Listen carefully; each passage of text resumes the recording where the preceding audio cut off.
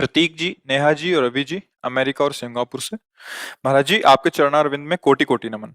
महाराज जी, हम दुनिया के विकसित देशों में रहते हैं। हमारे पास दुनिया की सभी आधुनिक सुविधाएं उपलब्ध हैं। हम लोग नौकरी, बच्चों व गृहस्थी में इतना व्यस्त रहते हैं कि जिंदगी मशीन की तरह व्यतीत हो रही है।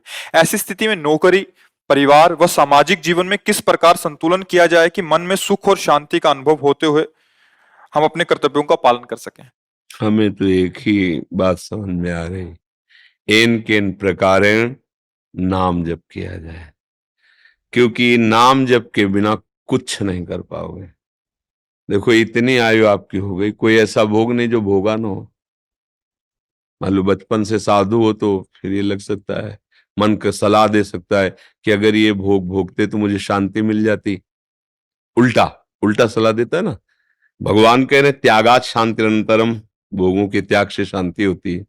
तो जितनी मन सलाह दे सकता है, चूंकि आप जवानी से ऊपर उठ चुके हो, अब यौवन अवस्था से तो ऊपर उठ ही चुके हो, तो कोई ऐसा भोग तो बचा नहीं जो मन ने कहा हो आप ना भोगा हो। अब ऐसे विकसित देशों में तो देख भी रहे हो, आपसे भी भाई कई गुना बढ़कर भोगने वाले हैं, कई गुना बढ़कर ऐश्वर्यवान है। क्या उनकी शांति आपको दिखाई देती है?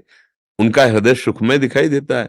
बाहर से चिकने चुपड़े, अंदर से अशांत, भ्रांत, क्लांत, असंतुष्ट, है ना।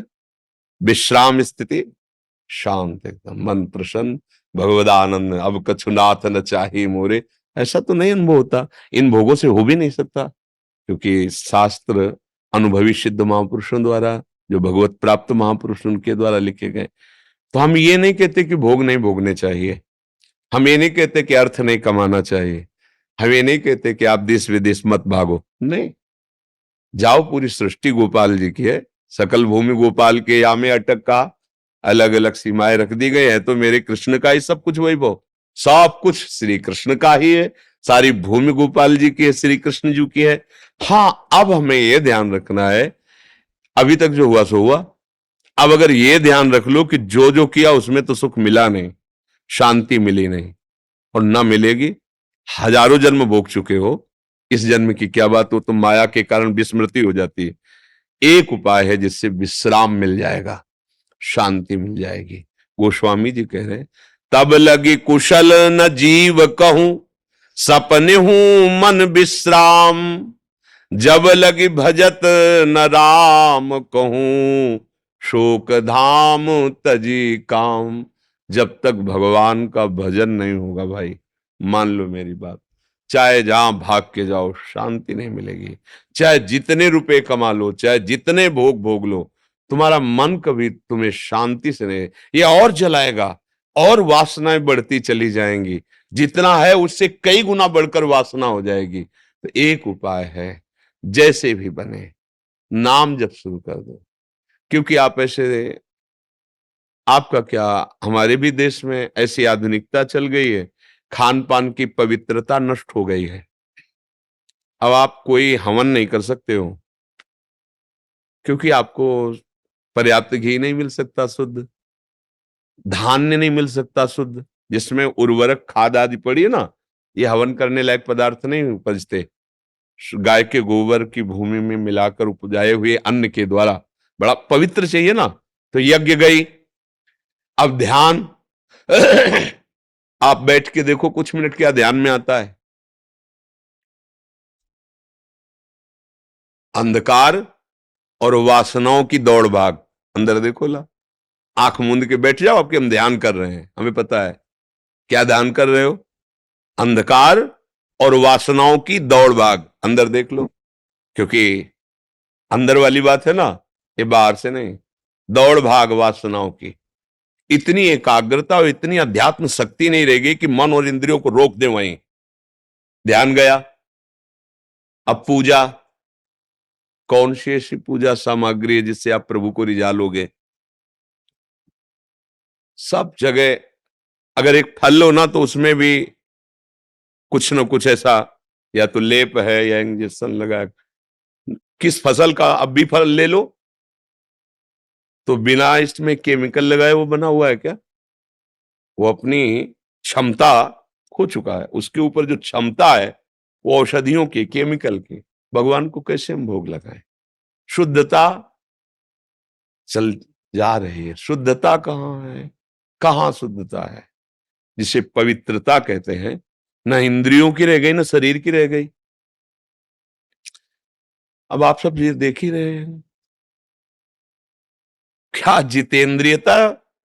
अरे ये जो चल रही आधुनिकता, आप देख रहे हैं इसमें जितेंद्र। अब कैसे उसको सुधारा जाए?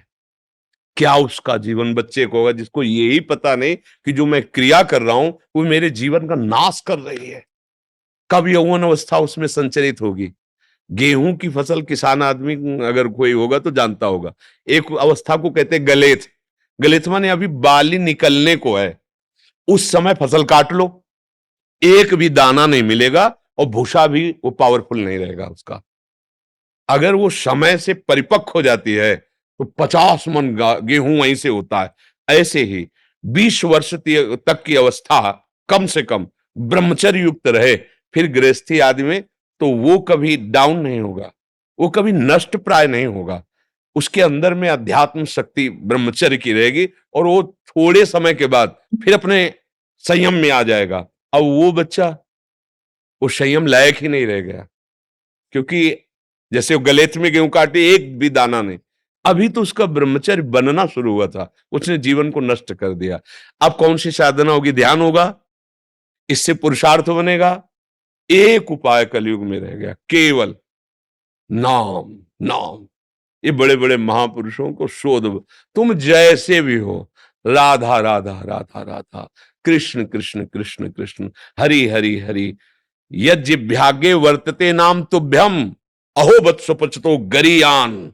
भगवान व्यास जी कह रहे हैं वो महान हो जाता है जिसकी जिह्वा के अग्रभाग पर नाम। गोस्वामी जी कह रहे हैं राम नाम मणिदीप धर जी है देहरी द्वार, तुलसी भीतर और बाहरो जो चाहस उजियार। अगर राम राम राम राम तो बाहर भी तुम्हारा मंगल हो जाएगा और अंदर तो प्रकाश हो ही जाएगा ज्ञान का, अर्थात ये लोक भी मंगलमय और परलोक भी भगवतमय। अब छोटे छोटे बच्चे गलत आचरण, छोटी छोटी अवस्था के बच्चे पान गलत, खान गलत, व्यवहार गलत। भजन का तो मतलब जो समय चल रहा है अध्यात्म का सर्वनाश करने वाला, अध्यात्म कौन समझ। इसलिए सबसे प्रार्थना है, अगर आप भगवत कृपा से हमारे पास आए हैं, शराब पीना बंद करें। ना पीते हो बहुत धन्यवाद के पात्र हो, मांस खाना बंद कर दे। नहीं खाते धन्यवाद के पात्र हो।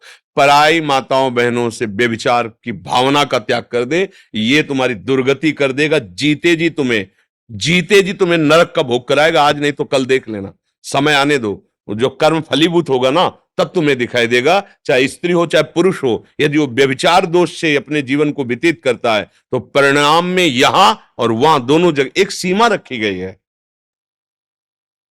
जैसी भी परिस्थिति हो नाम जप करो, ठीक हो जाएगा, सब ठीक हो जाएगा। अगर ये आहार शुद्ध नहीं, व्यवहार शुद्ध नहीं, तो तुम नाम जप कर ही नहीं सकते हो।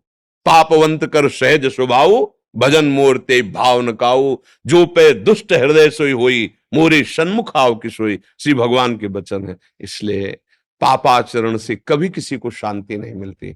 पापाचरण क्या है खुद जानते हो, सब जानते हैं, क्योंकि सबके हृदय में भगवान बैठे। जब आप गलत कदम उठाओगे तो कोई रोकता है, गलत है मान जाओ, वो सदगुरु अंदर बैठा हुआ तुम्हें उपदेश। पर मन की मानने वाले हम लोग उनकी बात ही नहीं मानते और हिलना करके चल देते हैं। तो खूब नाम जप कीजिए, कहीं भी रहिए, खान पान व्यवहार आपका पवित्र हो, नाम जप कीजिए, एक ही उपाय है